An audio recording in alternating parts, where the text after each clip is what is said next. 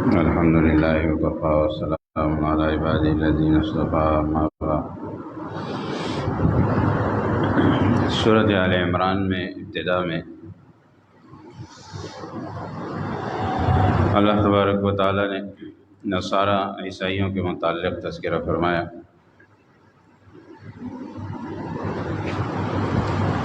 ان کا عقیدہ حضرت عیسیٰ علیہ السلام اور ان کی والدہ حضرت بی بی مریم علیہ السلام کے بارے میں غلط تھا۔ عیسائیوں کا خدا مانتے تھے نعوذ باللہ، یا اللہ کا بیٹا اور اللہ کی بیوی مانتے تھے، اور اس طرح مختلف ان میں فرقے تھے، آج کل بھی موجود ہیں۔ تو اس پر اللہ تبارک و تعالیٰ نے حضرت بی بی مریم کی بھی پیدائش سے پہلے پورا واقعہ تفصیل سے ذکر فرما دیا، تقریباً 80 آیات میں، اور بتا دیا کہ اللہ کی نیک برگزیدہ خاتون تھی اور کس طرح ان کی پرورش ہوئی حضرت زکریا علیہ السلام کے زیر نگرانی، اور پھر اللہ تعالیٰ نے انہیں کس طرح حضرت عیسیٰ علیہ السلام جیسا بیٹا عطا فرمایا۔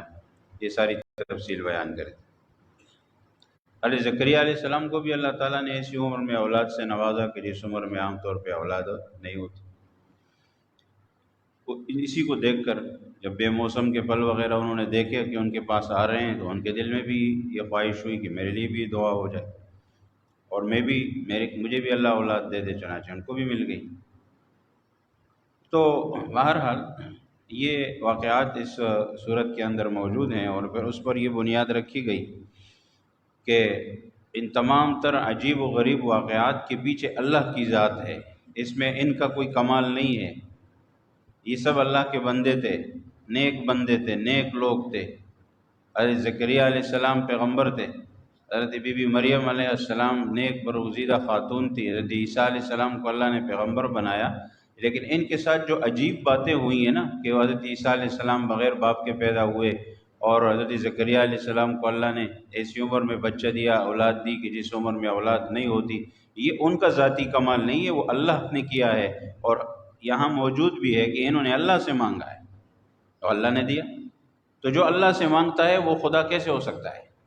یہ دلیل ہے اس بات کی کہ یہ معبود نہیں ہیں، یہ لوگوں، یہ اللہ کے بندے ہیں، نیک بندے ہیں۔ یہ تفصیل ہو گئی۔ اس کے بعد جو ہے یہاں معجزات جو ہے حضرت عیسیٰ علیہ السلام کو اللہ تعالیٰ نے عطا فرمائے تھے، بہت سارے معجزات۔ ایک معجزہ جو سب سے پہلے جب پیدا ہوئے ماں کی گود میں بول پڑے کہ میں اللہ کا بندہ ہوں اور اللہ نے مجھے رسول بنا کر بھیجا ہے، اور یہ سب قرآن کریم میں تذکرہ آتا ہے۔ تو یہ بھی معجزہ ہے، اتنا بچہ کیسے بول سکتا ہے؟ یہ اللہ کی طرف سے معجزہ ہے۔ تو ان معجزات کے باوجود بھی اللہ تعالیٰ فرماتے ہیں کہ یہود نے کیا کیا کہ حضرت عیسیٰ علیہ السلام کو شہید کرنے کا ارادہ کیا، دشمنی میں آ گئے وہ لوگ، کسی طرح سے ان کو راستے سے ہٹانا ہے۔ اور پھر دوسری طرف اللہ نے بھی تدبیر کی، وَمَكَرُوا وَمَكَرَ اللَّهُ، اللہ فرماتے ہیں انہوں نے بھی تدبیر کی کہ میرے اس پیغمبر عیسیٰ علیہ السلام کو قتل کریں، اور میں نے بھی تدبیر کی کہ میں ان کو بچاؤں، پھر میں نے بچا دیا۔ اور چنانچہ اللہ تبارک و تعالیٰ نے ان کو محفوظ کیا ان لوگوں سے، اور دنیا نے دیکھا کہ اللہ کی تدبیر غالب رہی۔ اب اس میں پھر یہ ہوا، یہود یہ کہا کرتے تھے، اب بھی ان کا عقیدہ ہے کہ ہم نے عیسیٰ علیہ السلام کو نعوذ باللہ شہید کر دیا، اور پھر اس کے بعد جو ہے سولی دے دی، اور اس کے بعد قبر میں دفن کر دیا، 3 دن تک قبر میں رہے، اور اس کے بعد پھر قبر پھٹی اور وہاں سے آسمانوں پر ان کا جسد چلا گیا، ان کا جسم چلا گیا۔ یہ ان کا عقیدہ ہے۔ اور عیسائیوں کا عقیدہ جو ہے وہ ذرا ان سے مختلف ہے۔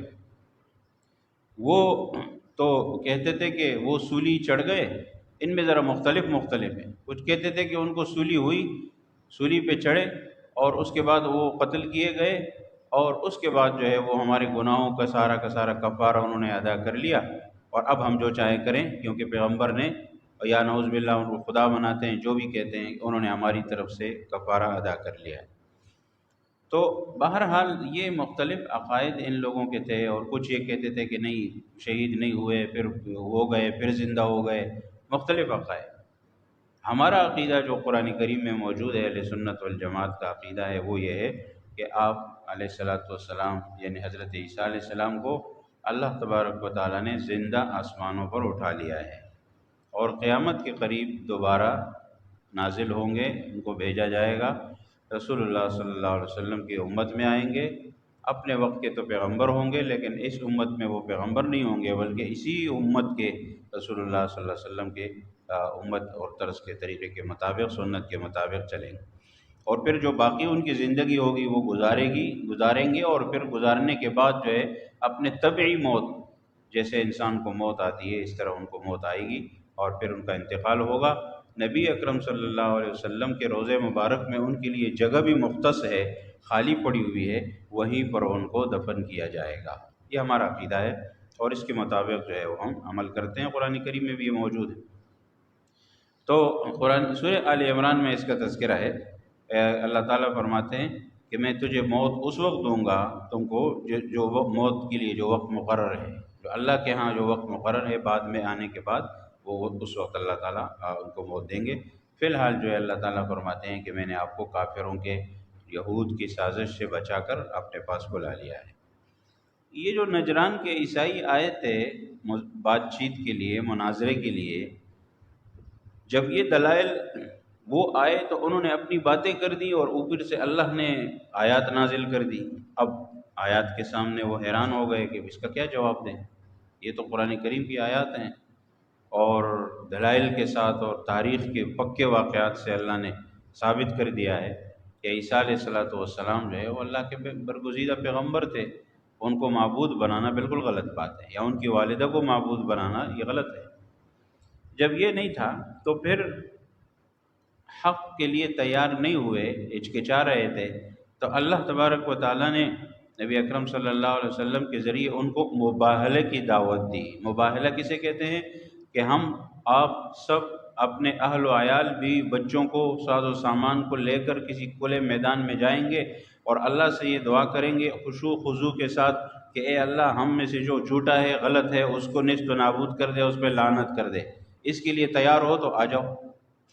چنانچہ وہ اس کے لیے بھی تیار نہیں ہوئے، وہ پتہ تھا کہ ہم غلطی پر ہیں، اگر ہم نے وہاں یہ کر دیا اور ادھر اللہ کا پیغمبر ہے، اور اللہ سے دعا کر لی کہ جو غلط ہے اس کے ساتھ ابھی نمٹ لو، ابھی اس کو سزا دے دو، تو ہمارا تو بیڑا غرق ہے، تو اس لیے وہ اس کے لیے بھی تیار نہیں ہوئے۔ تو یہ وفد تھا۔ بہرحال وہ لوگ پھر بعد میں جزیہ ٹیکس دینے پر راضی ہوئے، اور انہوں نے کہا کہ بہرحال ایمان تو نہیں لائے،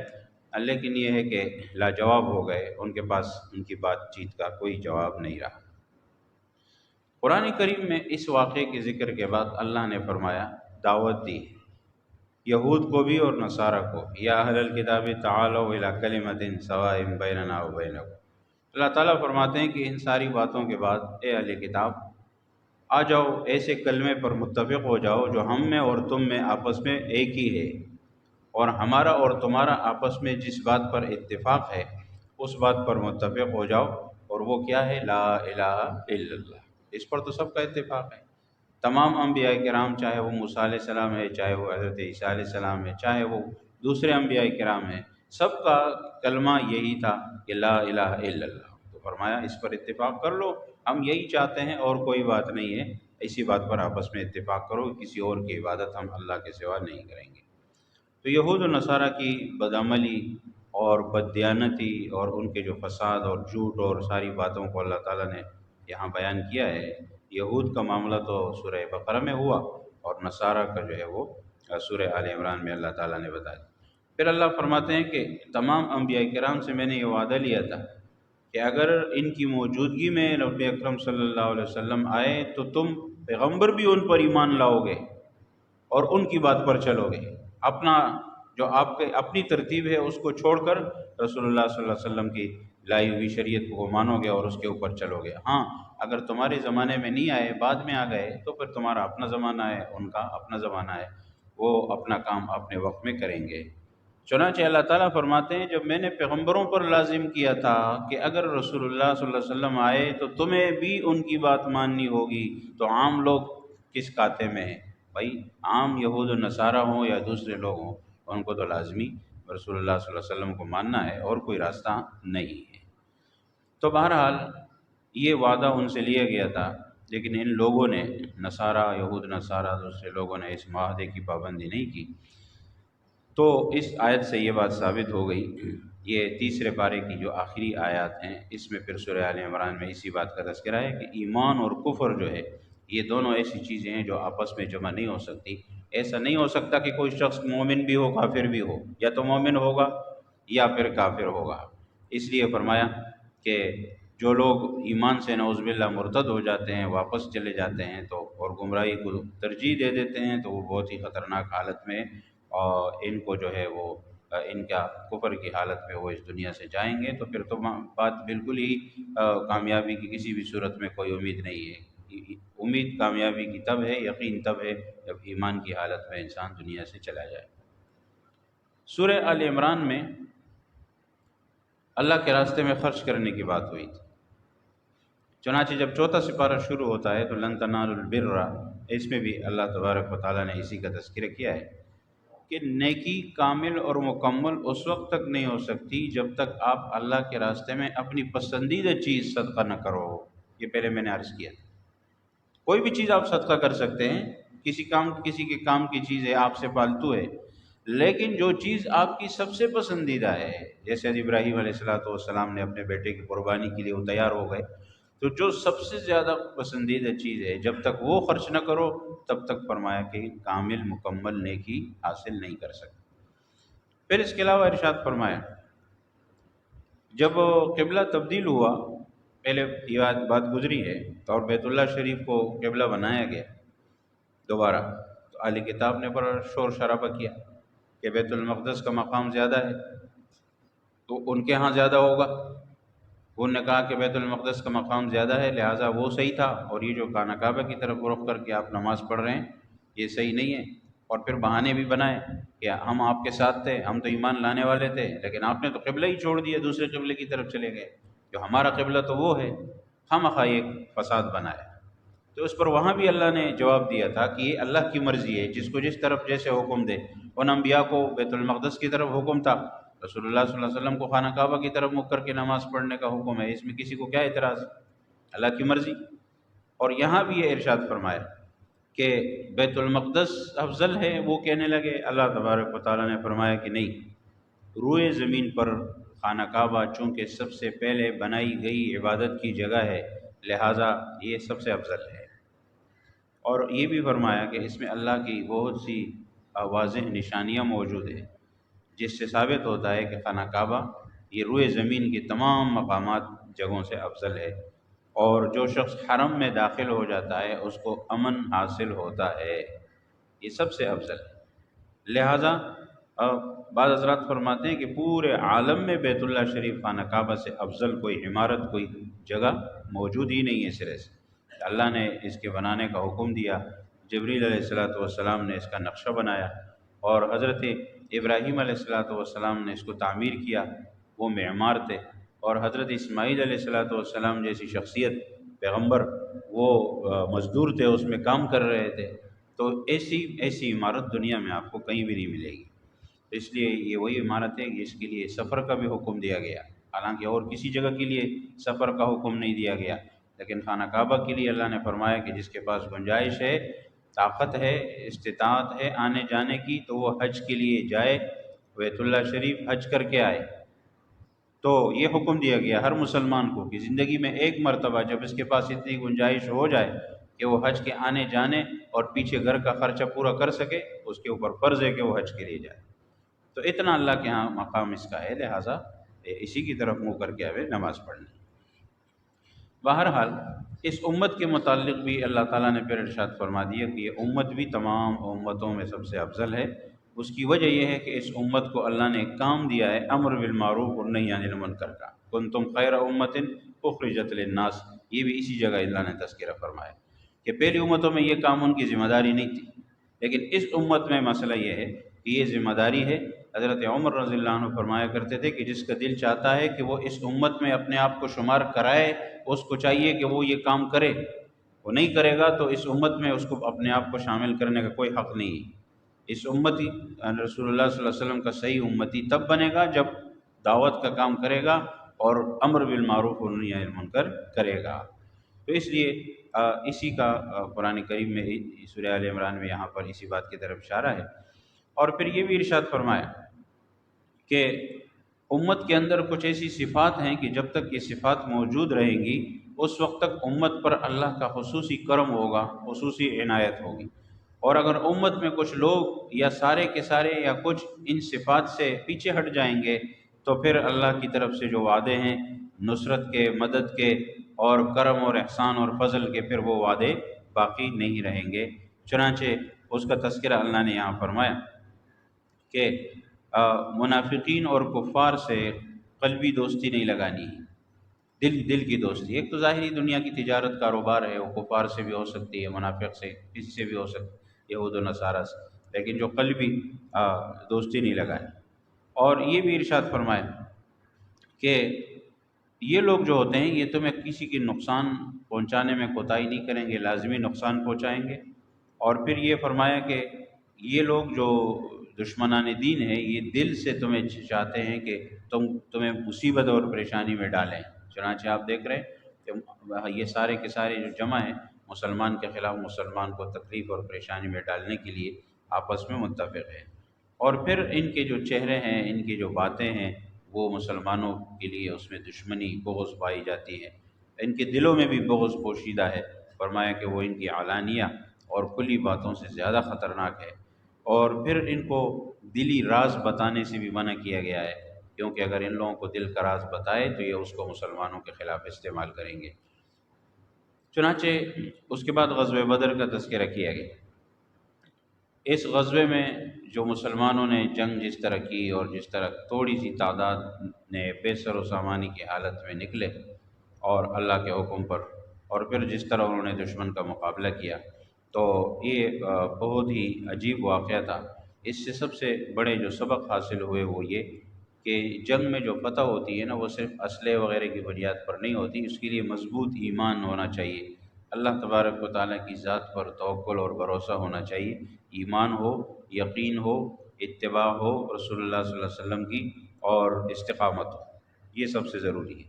اور دوسرا یہ کہ جب تک مسلمان حق پر ثابت قدم رہیں گے، اللہ کی رسی کو مضبوطی سے پکڑے رہیں گے، تب تک اللہ کی مدد رہے گی ان کے ساتھ اور وہ غالب رہیں گے۔ یہ سب وہی باتیں ہیں، وہی صفات ہیں کہ جس کے بعد جو ہے اس امت کے ساتھ اللہ نے مدد کے وعدے کیے ہیں۔ چنانچہ بدر میں تذکرہ بھی فرما دیا کہ میں نے مدد کا وعدہ کیا ہے، ان لوگوں کے ساتھ کیا تھا، وہ مدد کر کے دکھائی۔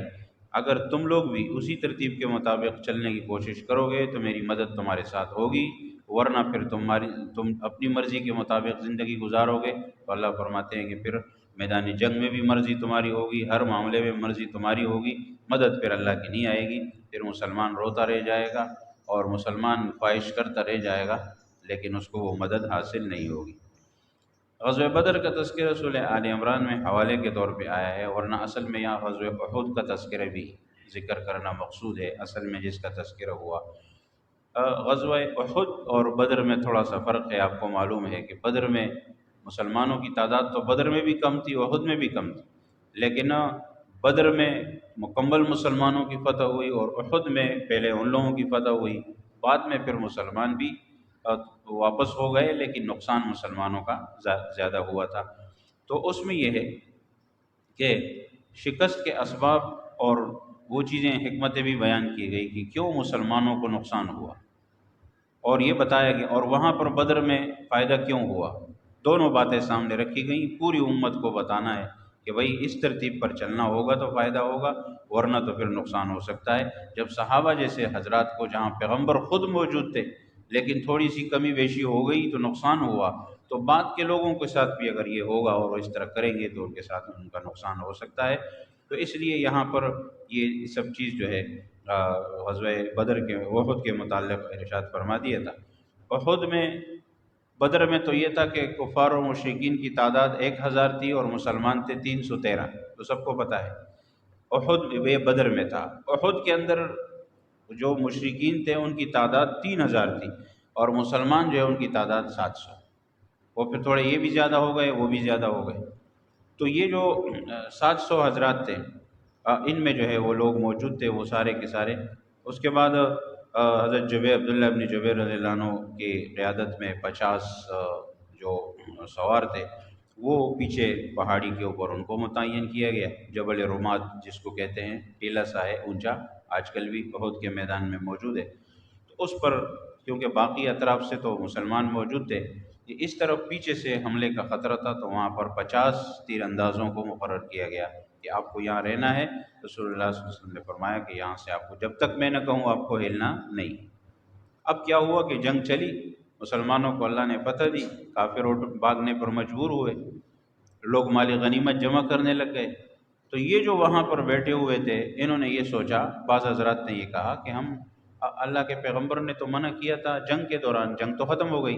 اب تو لوگ مال غنیمت جمع کر رہے ہیں، لہٰذا ہم اس جگہ کو چھوڑ کر جائیں گے اور ہم بھی مال غنیمت جمع کریں گے۔ جبکہ دوسرے حضرات نے یہ کہا کہ نہیں،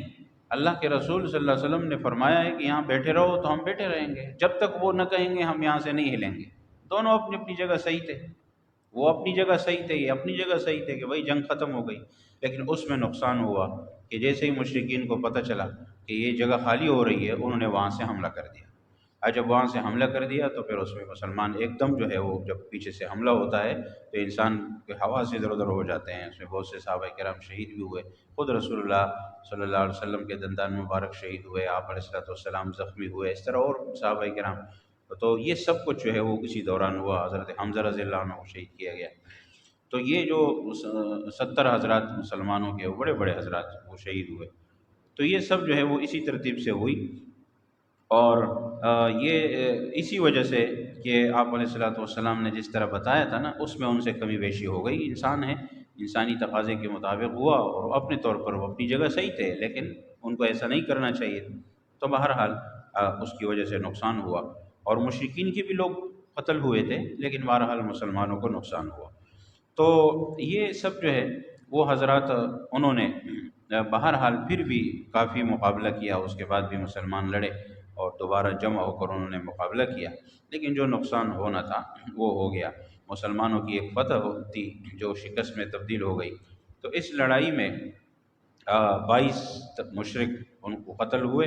اور 70 صحابہ، جیسے میں نے عرض کیا کہ وہ شہید ہوئے، اور بڑے بڑے صحابہ حضرت حمزہ رضی اللہ عنہ اور اس طرح دوسرے حضرات جو اس میں شامل تھے۔ تو بہرحال یہ سب کچھ اس موقع پر ہوا۔ غزوہ احد کے متعلق پھر اللہ نے اس لیے اس صورت میں تذکرہ کر دیا۔ منافقین کا تذکرہ بھی اللہ نے فرمایا کہ منافقین بھی فتنے کا کوئی موقع نہیں چھوڑتے اور کوئی فساد کی جگہ نہیں چھوڑتے۔ جب احد کا واقعہ ہو گیا نا اور مسلمان واپس ہونے لگے، تو جو مشرکین جا رہے تھے انہوں نے واپس حملے کرنے کی نیت کی کہ ہم دوبارہ حملہ کریں گے، رہی صحیح کسر ختم کریں گے، جو بچے کچھ مسلمان ہیں، اور ویسے بھی مسلمان اس وقت زخمی و کمزور ہوں گے، اپنے زخمیوں اور شہیدوں کو اٹھا رہے ہوں گے، اب پھر حملہ کریں گے تو اور نقصان ہو جائے گا ان کا۔ لیکن یہ ہے کہ یہ پتہ چلا تو رسول اللہ صلی اللہ علیہ وسلم نے پھر صحابہ کرام سے کہا کہ وہ لوگ پھر آ رہے ہیں، کیا کرنا ہے، نکلو۔ تو اس حالت میں بھی مسلمان پھر تیار ہو گئے کہ ٹھیک ہے، ہم کمزور اس وقت ہیں، زخمی ہیں اور شہید ہو گئے ہمارے ساتھی، لیکن اگر آپ کا اللہ کا حکم ہے تو ہم پھر نکلتے ہیں۔ تو اس لیے بہرحال وہ حضرات جو ہے قریش، وہ سارے کے سارے جو ہے وہ آنے لگے، تو یہ حضرات بھی نکل گئے۔ لیکن صحابہ کرام اس حالت کے اندر وہ لوگ پھر بھی گئے، مدینے سے 8 میل دور تک ایک جگہ تک چلے گئے، لیکن پھر اللہ کا کرنا ایسا ہوا کہ اللہ تعالیٰ نے ان کے دلوں میں رعب ڈال دیا۔ مشرکین واپس تو ہو گئے مسلمانوں پر حملہ کے لیے، لیکن پھر اللہ نے ان کے دل میں ایک رعب ڈال دیا کہ انہوں نے کہا کہ پتہ نہیں ہم دوبارہ جاتے ہیں، کہیں ایسا نہ ہو کہ اور کوئی اوپر سے آ جائے، یا ان کے پیچھے سے کچھ اور لوگ آ گئے ہوں وغیرہ وغیرہ۔ ان کے دل میں بات، اللہ نے بس رعب ڈال کے ان کو ڈرا کر بھگا دیا، وہ لوگ وہیں سے واپس ہو گئے۔ تو یہ حمراء الاسد جگہ کا نام ہے، وہاں سے وہ واپس ہو گئے تھے، تو وہاں تک مسلمان گئے تھے۔ تو اس لیے اللہ تعالیٰ نے پھر اس چھوٹے سے غزوے کا بھی تذکرہ کر دیا، جو لڑائی ہوئی تو نہیں، لیکن مسلمانوں نے اس حالت میں بھی ہمت کا مظاہرہ کیا، تو اس کی تعریف بھی اللہ تبارک و تعالیٰ نے کی کہ جو لوگ جنگ کے باوجود بھی اللہ اور اللہ کے رسول کے حکم پر لبیک کہتے ہوئے نکل رہے ہیں، تو یہ اللہ کے ہاں ان کے لیے بہت بڑا اجر ہوگا۔ آخری رکوع میں سورہ آل عمران کے اللہ تبارک و تعالیٰ نے یہ تذکرہ اہل ایمان کا فرمایا کہ جو ہر وقت اللہ کو یاد کرتے ہیں، زمین آسمان اور یہ ساری چیزوں میں غور و فکر کرتے ہیں، اپنے رب سے دعائیں مانگتے ہیں، تو اصل مومن یہ ہے، ایمان والے یہ ہے، اور ان کو چاہیے کہ ہر وقت اللہ کی قدرتوں میں غور و فکر کرتے رہیں۔ اور پھر آخر میں 3-4 اصول بیان فرما دیے کہ دین پر جمے رہو، صبر کرو، مشکلات کا سامنا کرو، اور مسائل کی تکلیفوں کی وجہ سے دل چھوٹا مت کرو، اللہ مدد کرے گا۔